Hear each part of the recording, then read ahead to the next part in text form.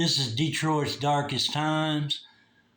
First thing I want you to do is subscribe, hit the like button, and the notification bell. This is Chapter 1, Part 3. And we're going to start off where we left off on Part 2. So my friend Kaz and Baby Cakes, his girlfriend, was dating. And then he tells me he made a mess up, a big mistake. And I was like, what'd you do?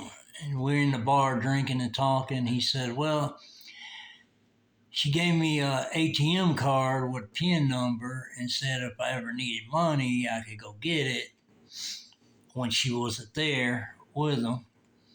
So he said one weekend he went to Junction and Burner. There's a bar on the corner. And he's having some drinks, met this girl. She asked him, did he want to go outside and smoke one? So they went outside. After that, she turned him on to some crack. And then he said before the night was over, he done spent $380 of the money from Baby Cakes on crack. But he said she didn't know what he spent the money on. He just wouldn't tell her. And so she broke up with him. And later on, they got back together. They came to the neighborhood and got a friend of mine, Chief, and his old lady. Took them to the bar out on 10 Mile Road. He said while they was at the bar, having a good time, Baby Cakes' husband comes in the bar. And he walks up to their table and he tells them, if I catch you with my wife again, I'm going to kill you. And then he turns around and leaves. Well, after that, I told Kaz, I was like, what'd y'all do? And he said, we just stayed there and finished partying. He said, I wasn't worried about that guy. And I said, man, you need to pay attention. I said, because, just because that guy came in there and said that and walked out don't mean that he wasn't serious. And then he said, I ain't worried about him. So anyways, as time passed, Kaz had got an apartment, and later on, they found him dead in his apartment. So, I don't know what the real outcome was, but I just knew that he was gambling a lot as far as the way he was rolling.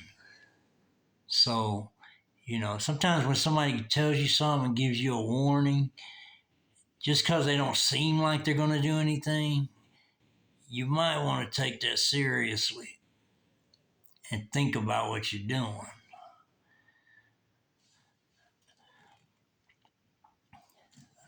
After that, he passes away, and I don't know if she's still around or not,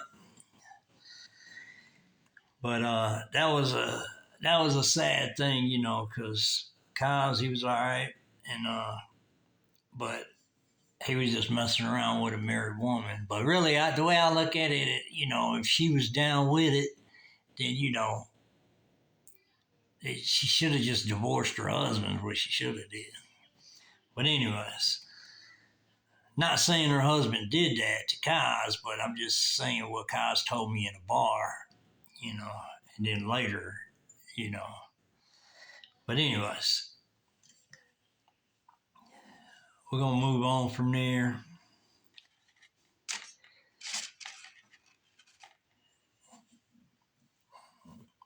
And this dude I knew in this neighborhood, I met while I was living there, JD. He was a cool dude. He called me Elvis. He nicknamed me Elvis. And the reason for that is because I was seeing a few girls in the neighborhood, and a lot of times he'd see me walk to the store with a different girl, and he always hung out in front of the store or on the side of the store, and he was cool. One time I was coming home from my girl's house, and I'm getting ready to cross over a side street, and a little bus stops. It's a little school bus. And then the doors open, and guess who's driving the school bus? JD. I said, man, what are you doing driving a bus? He said, Elvis, I need an income tax check. And I was like, I feel you. And then he rode on, and I kept on going. But that was a funny incident me and him had, especially when he mentioned the income tax check. Because he hustled, but that's the first time I seen him like doing like a job. But anyways,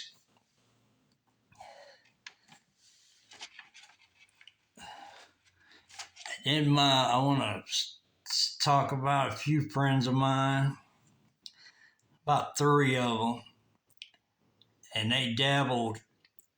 And in the last video, I told y'all I just basically had drinks and smoked cigarettes, but they dabbled in other things. And the one thing they dabbled in was crack. And one friend of mine, I'm having a party in my apartment on Cecil, and it's my birthday. So my brother-in-law comes by, and he says, hey, I didn't bring you nothing, but if you'll go to the store and tell them what you want, they'll give it to you. Because at this time, he was working on a store, and he done called the store owner and told him I was coming up there. So me and my friend walked up there to get some other stuff for the party. And when we got back, he was getting a cigarette out of his pocket. And a small crack pipe fell on the ground. And I didn't say nothing at first, and we went on upstairs and stuff. So I had a few drinks, and the more I thought about it, I was like, I need to have a talk with this dude. So anyway, there's quite a few people in my apartment. Everybody's partying. And it's kind of loud, so I get in his ear and I say, hey, man, I said, let me talk to you outside in the alley.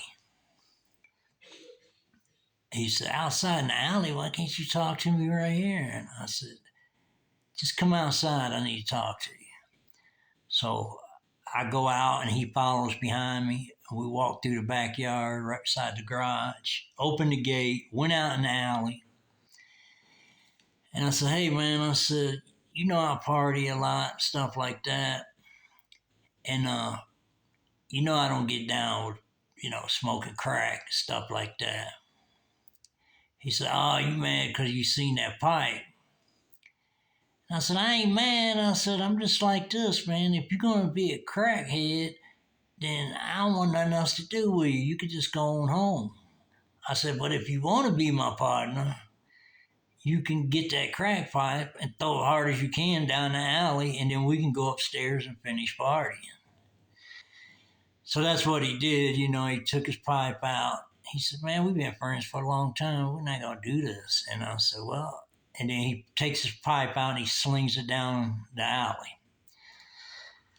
But anybody that knows anybody that smokes crack, some people know how to do it here and there, and then some people gets hooked on it. It's just a downhill battle. But anyways, he said he was quitting, and the only other story that I got of him is when he told me that one time he worked like 6 days and got a good check. But and this is later on, he said he got 6-day check, but he owed the dope man. That's what he said. He didn't say owed the crack man or anything like that. He said, I owed the dope man money, and it was my whole check. So I knew right then that was on crack. But anyways, so he had to pay the dope man because you can't slide on when you owe the dope man money. You got to pay. Anyways, he told his wife that he got robbed on the way home from work. And I guess anybody in his position, that would probably be a good story to say where your check went, because you sure couldn't say I've smoked my whole paycheck up. But anyways, after that, he kind of cleaned his act up. But that's a story on him. And then I had another friend that one time I got off work and I was working at the fence company in Detroit. And he was working at the fence company. And usually on the weekends, on Friday, we would like go to the bar or go hang out in the car and drink or whatever. But anyways, he gets his mom's car and we go, riding around and stuff like that. And we go downtown and I didn't know that he even messed around with crack. But we were drinking and stuff and we go downtown, then he sees this hooker on the side of the road and he stops and he's like, hey, you know where I can get a rock? And then she was like, yeah, I can get you one. I can get you one. And I said, man, don't be messing around with these people, man. I said, that lady's going to take your money from you. And he said, nah, she won't. And I said, all right. So he gives her $20 and she said, wait right here. So he's waiting. And she goes in the front of this building. And I know what she did. She just went in front of the building and walked out the back door of the building. But anyways, she never came back, and he got real mad. He started riding around the neighborhood trying to look for her and stuff like that. And I said, man, you just get on out of here. You don't even need that anyways. He said, well, that ain't the principal. The principal, she stole my money. I was like, well, it's probably meant to be. And I didn't even really knew this dude even messed with that, but until that day. But after that, I basically kind of quit running with him. And but some people just get tied up in different things and stuff like that, and it's just but so hopefully he's doing all right today. I know he's still around, but I ain't heard from him in a little while.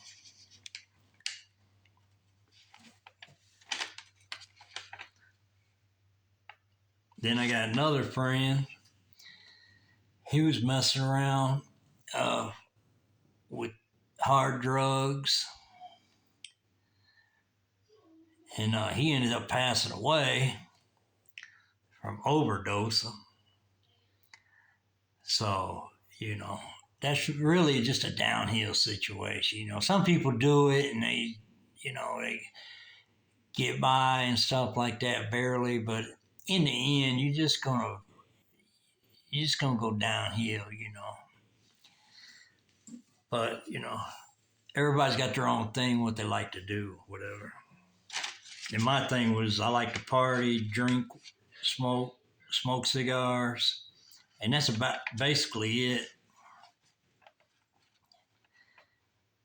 And one day we're in the neighborhood and I decided to go get me a chain. Now, down on Woodward Avenue in Detroit, Michigan, they had a store. If anybody's familiar with this area, they know what I'm talking about.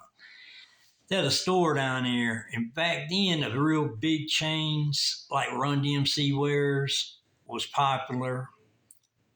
And then, so they had the store downtown, and they had all types of them kind of chains with different emblems on them and stuff like that. So I went down there, and I bought me a big chain and a big gold uh, money sign emblem.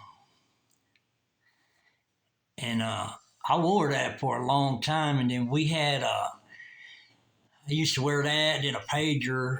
And we had a party one time, and everybody got pretty plastered. And this friend of mine, Sherry, she kept wanting that dollar sign uh, emblem off my chain. So the more we was partying and stuff like that, I decided I was going to give it to her. Because I've gave a lot of things away in the past. Uh, you know, cars, money. I paid people's light bills, water bills. I've been in the grocery store before and people's card not work and they done ring up all their groceries. I'd pay for it. And I did a lot of things like that for people, because when you do good, sometimes it comes back to you. Eventually, it will come back to you one way or another. But anyway, I give up my emblem to her, and she ends up putting it on her keychain. Now, her kids might have it today, but she's passed away. But her kids might have it in her stuff or whatever. But that's where it came from, anyway. It came from me, and it was a nice chain, and it's kind of heavy, but it was pretty nice. Everybody liked it.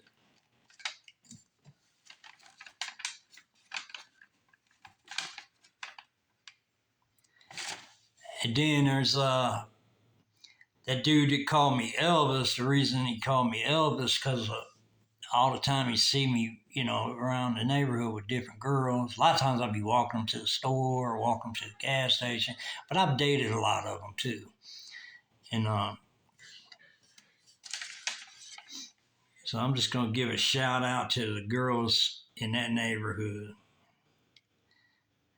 It's Ginger, Sandy,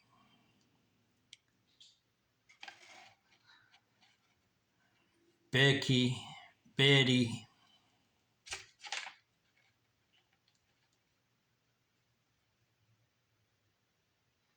Angie, Loretta. These are all chicks that I liked and went with and stuff like that. And but it was interesting in that neighborhood. They had a lot of pretty girls there.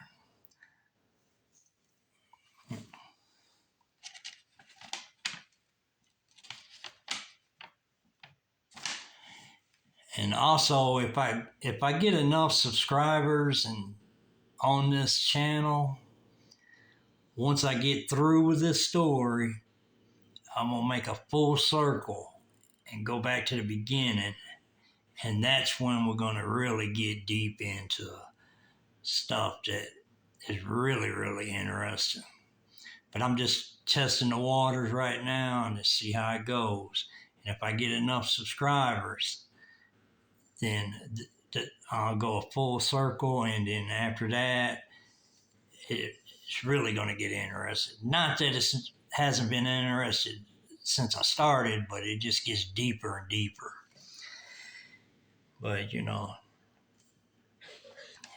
one time I was in a bar on Livernois, and I was underage. It's called the Whistle Stop, and I was in there drinking, and somebody had called the police, and two undercover cops came in there, and I seen they were strange looking anyway. They didn't look like they was from the neighborhood, and they went up to the bar first, and then they came to me, and then he asked me for ID, and he showed me a badge. So I gave him my ID, And what had happened is they just wrote me a ticket for drinking underage, and then they wrote the owner, which I knew, his name was Ernie. They gave him a ticket. Well, as time passed, I had to go to court over that ticket. So when I went to court, they fined me $25 for drinking underage at a bar. Then later, that Whistle Stop Bar was a friend of mine's hangout, which is my kid's grandfather, Chief. And he told me that Ernie went to court over his ticket too. And New Year's Eve came and they had a big party over there. So I called up there and talked to Chief. And then Chief was like, "Come on down, man. We got a big party going on over here." I said, "Man, I can't because you don't remember that ticket I got and the ticket Ernie got?" And he said, "Hang on, I'm going to go talk to Ernie right now." So he went and talked to Ernie, and Ernie said, "Yeah, tell him to come on up. I got a full bar, and I'll lock the front door and the back door." And he said, "They only charged me $2,000." And so that's what I did. I went up there, and that's where we celebrated New Year's Eve after the fact that we had done got tickets for being there. But, I was a young man there, and they just liked me. And I mostly hung around with a lot of older people. You didn't really see me hang around with no young people anyways. So I just hung around with the older generation. And so we had a good time. And then he was telling me about, when he went to court and what they said and how much they charged him. And when he told me $2,000, I was like, "Jeez, this dude must really like me." But anyways, that was one incident in Detroit. And then there was this is something I don't really know. I mean, I've heard about it, but I don't know firsthand information about it. And this is a situation that I heard about from people in the neighborhood that there was this dude that used to take women, which was hookers, up on the railroad tracks. And then they said they would always see him come down by himself, but they would never see the girl come down. So later, they seen the police and ambulance and all that up there. And come to find out, this dude was taking these women up there and killing them. And these were like prostitutes. I don't know who the dude was. I don't know if they found them or what, but that was a crazy story I heard. I couldn't believe that. But a lot of things happen in the city. Some things you can believe, some things you can't. And sometimes you got to watch when people do tell you stories. You got to really know who's telling the story, because some people just tell stories and they won't even be true. But I'm sure that's public record, been in the newspaper, whatever. So, if you was curious about it, you probably could look into it and check it out. Then there was one viaduct on Military, and the whole time I was living in that neighborhood, it was fenced off. But people cut holes in the fence so they could still cut through the viaduct to get over there to Toledo. And over there, I had ended up getting an apartment over there off of Toledo, a second floor apartment. And these people lived downstairs, and they were there for a while when I first moved in. But then it got quiet down there, and we didn't hear the people or see the people anymore. So one time the landlord, he comes knocking on my door and asked me, have I seen the people downstairs? And I was like, no. I said, well, we used to hear them all the time, but then it got quiet and we haven't even seen them in, a while. And he said, well, they ain't paid their rent and I haven't seen them neither. And he said, can I pay you to clean out that apartment downstairs? And I was like, yeah, you sure they ain't gonna come back? And he's like, nah, they done been way behind on rent and they ain't called me nothing. So he said, I don't know what happened to them. So I was like, yeah, I'll do that. And so I cleaned out the downstairs. And just so happened is when I moved in that apartment at the time in question, I didn't really have a whole lot of furniture. So what I did when I went downstairs, they had big pictures hanging on the wall, nice lamps, nice coffee tables, all this stuff. So I was like, he told me to throw all the stuff out in the alley. So I was like, the things I needed in my apartment, I just, washed them off and stuff like that and took them upstairs. And by the time I got done with that apartment, my apartment was looking G'd out. So that really helped. And, he paid $200 to clean it out. So that was pretty good back then. And then what was weird about it is like months go by. And then I get a knock on my door and I'm on the second floor and these people lived on the first floor. I get a knock on my door and it's somebody, I don't know if it was the person, I think it was the person that lived down there or a person that knew them that was coming to find out what happened to their stuff.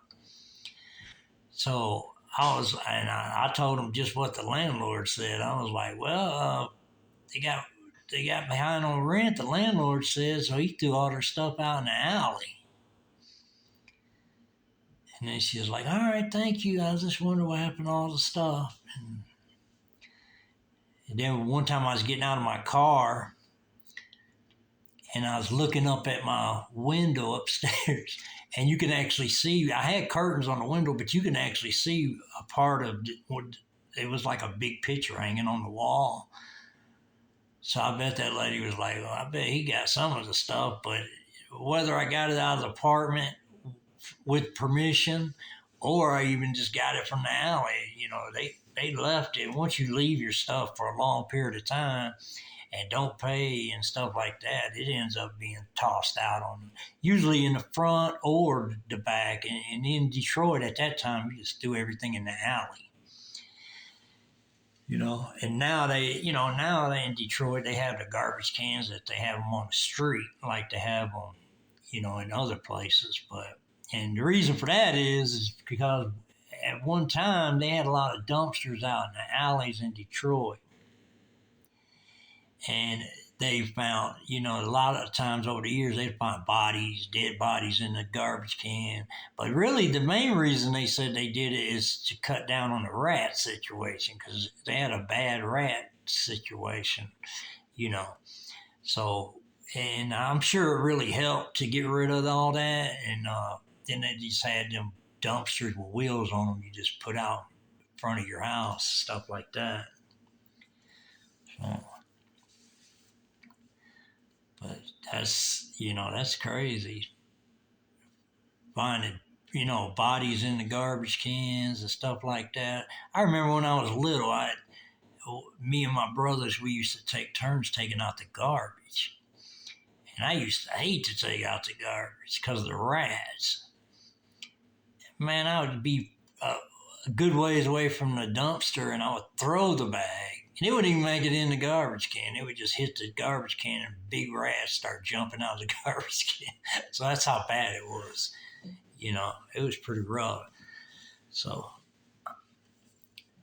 that was a good idea to get rid of all them dumpsters and stuff like that. Kind of clean the city up a lot. And the city's looking a lot better these days. But that's a lot of things happen over there.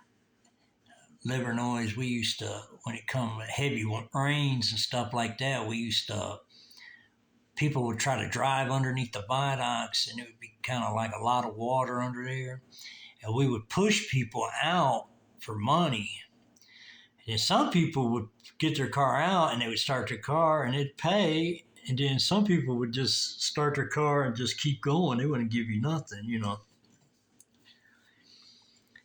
So I remember one time me and my friend were walking down Livernois, and we had been walking for a while because we was like out toward Dearborn. We had went to a party over there on the weekends, and this was like at Loretta's brother's house, and she was over there, and then his ex old lady was over there, and we had walked down John Crump, which is a good walk, and then to Livernois. Then he decided he's going to try to hitchhike, so he sticks his thumb out.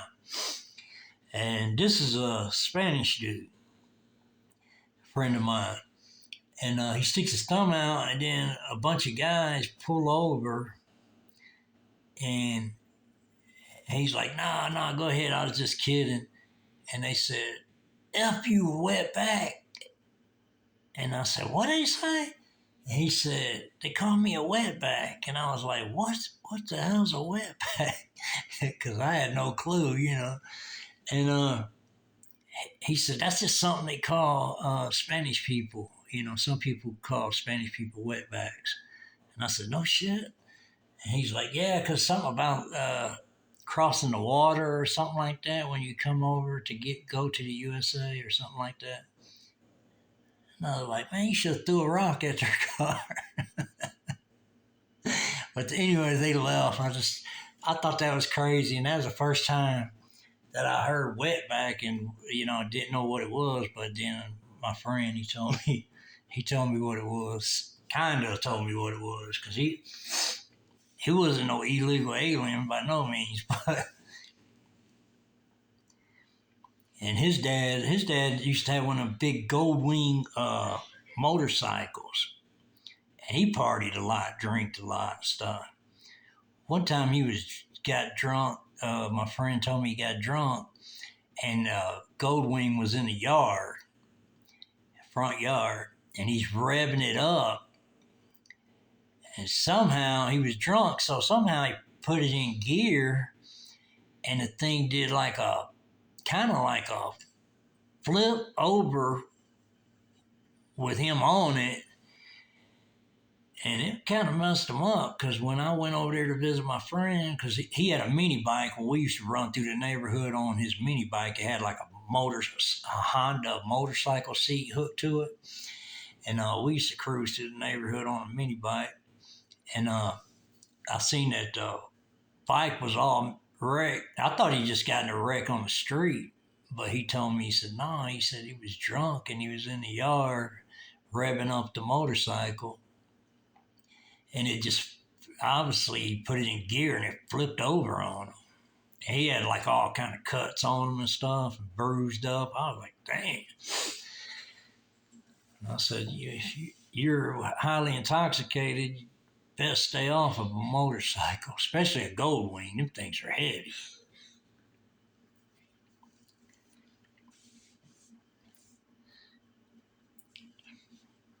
And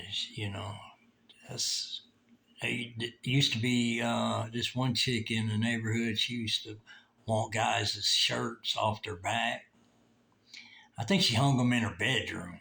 You know what I mean? Like guys she liked and stuff like that. And